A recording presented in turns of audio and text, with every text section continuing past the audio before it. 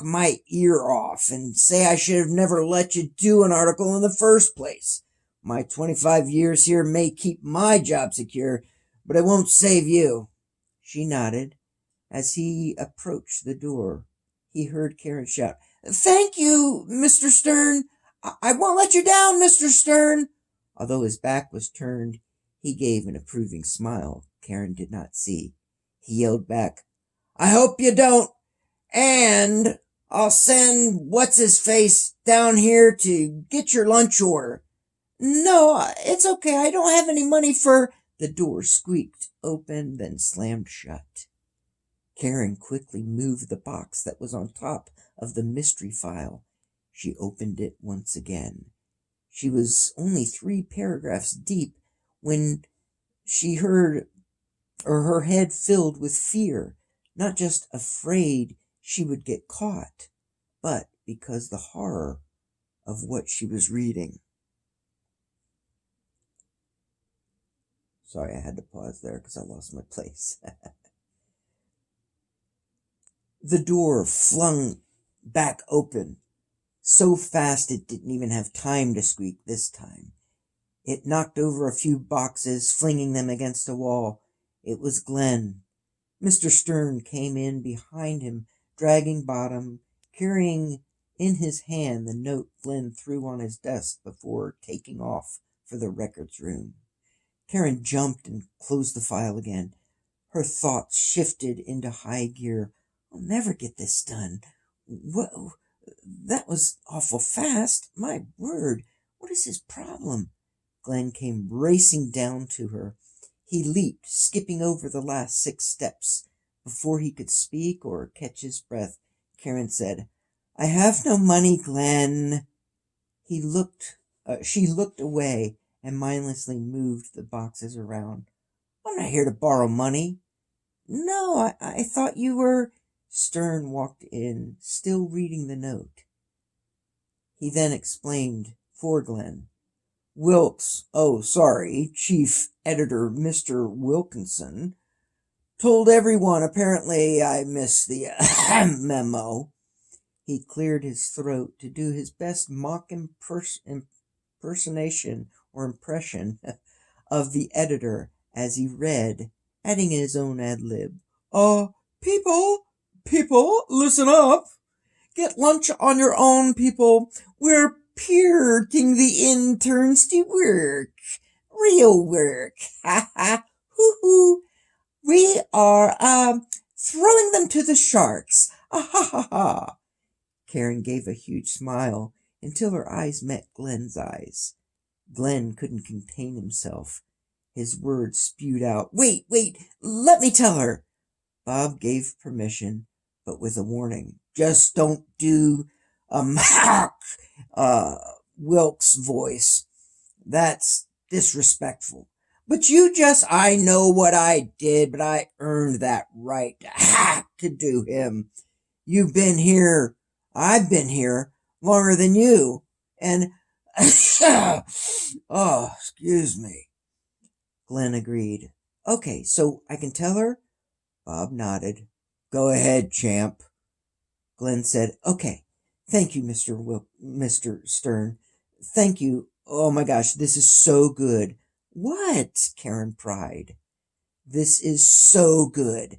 There's 3 or maybe 4 boys are missing. I mean that part is not good, but the good part is we get to write about it." Bob hacked out his words. Relax. Calm down there, boss. Excuse me. You get to inquire, research, and furthermore gather information, then bring it to me, and I'll coach you, edit, and first and foremost, check your facts. Excuse me. My God. Glenn responded, "Yeah, but I mean, we get to write about it and put our names down saying we wrote it. I mean, like, that's what the note from Mr. Wilkes says." Stern read it verbatim, almost. from the desk of Chief Editor Mr. Brad Wilkinson. Lunch on your own, blah, blah, blah. Blah, interns gather necessary. I think that's misspelled there, but blah, blah, blah. 3 possible 4 young boys missing, blah, blah, blah. Zoo Island, blah, blah. Some say eyesore of our fine community, blah, blah. Spin positive vibes, and a bloody blah, blah. Karen's heart began to churn with concerns for the lost boys. She thought specifically of her own brother.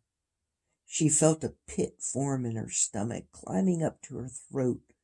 Glenn was moved, also, but mostly by ego.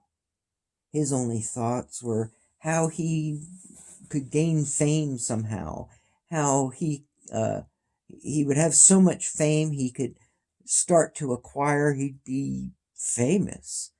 He knew it was a small town paper, but still, everyone in the town read it.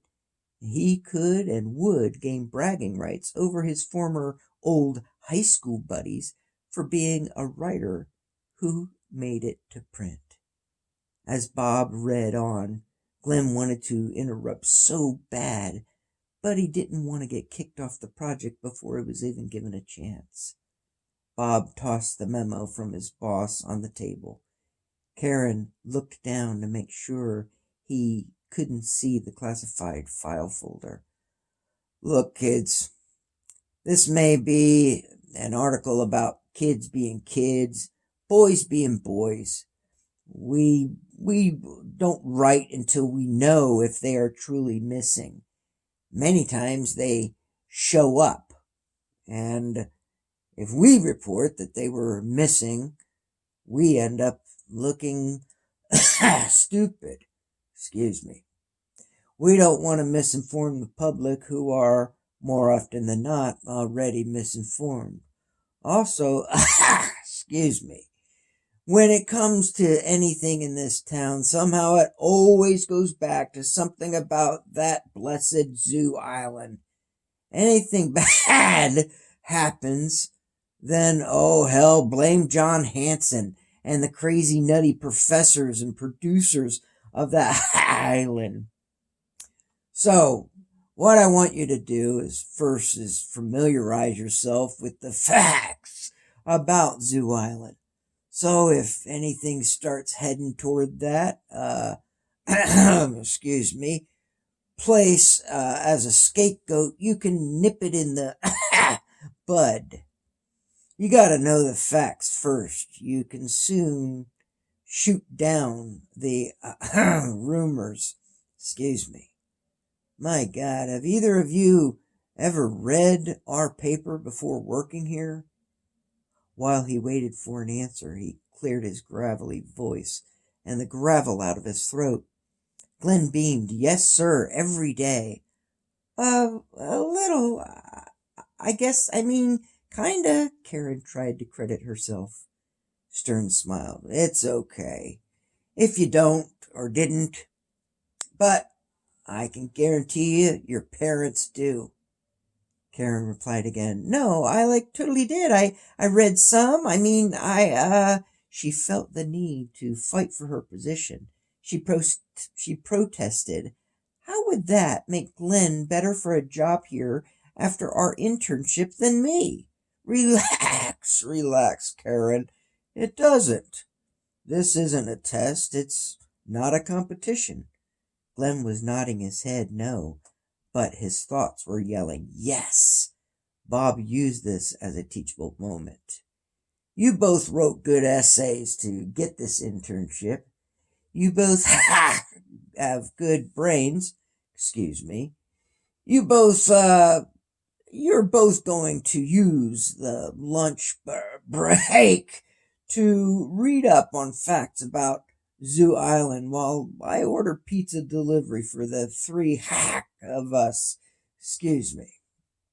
Other than the nagging cough and clearing of his throat, Bob's voice was comforting, and the thought of free pizza for lunch put them all at ease. He laid out for them an agenda. Pizza. After the pizza, then I'll get what details we have so far on the missing, assumed or alleged missing boys. Excuse me.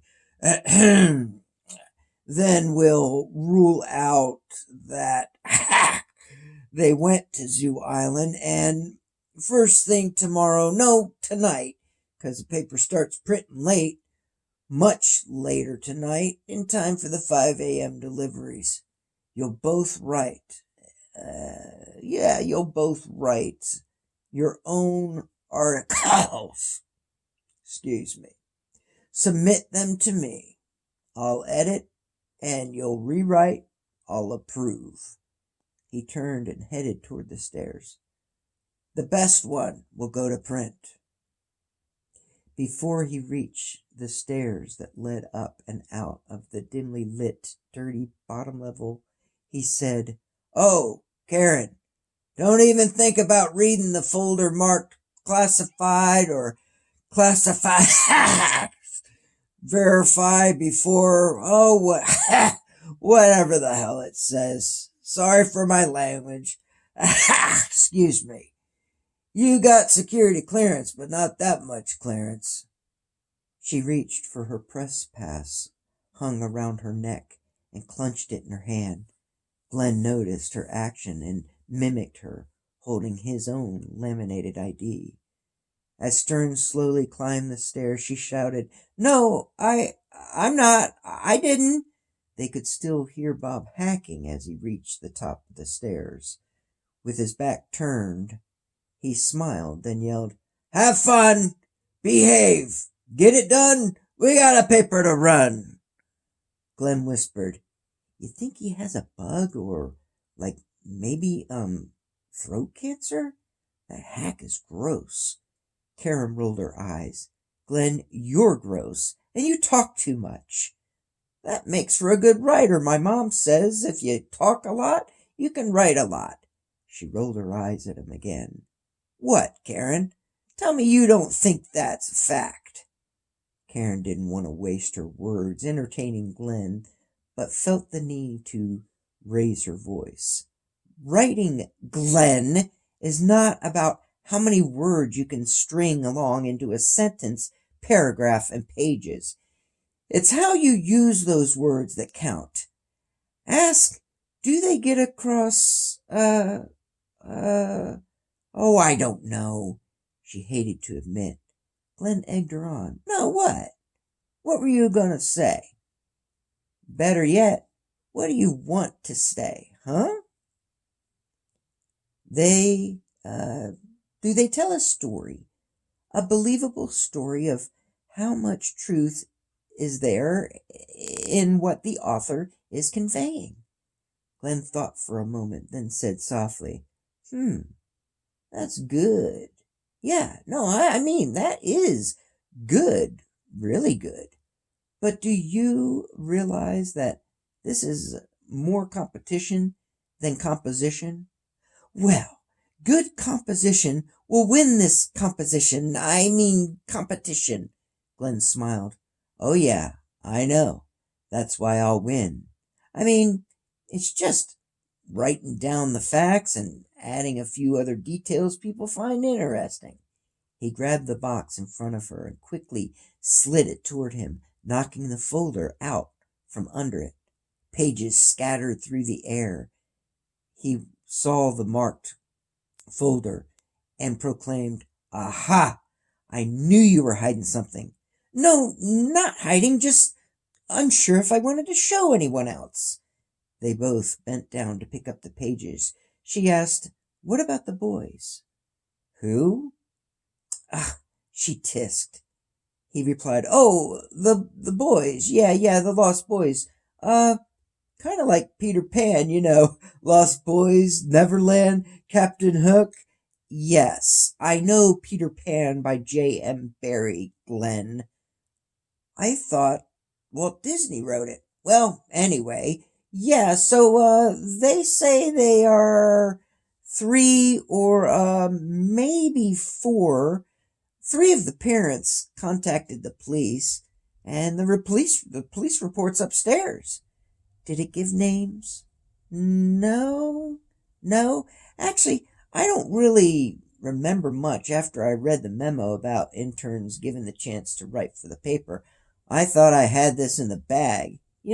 Honestly, Karen, I'm not sure why you're even involved, or why they involved you.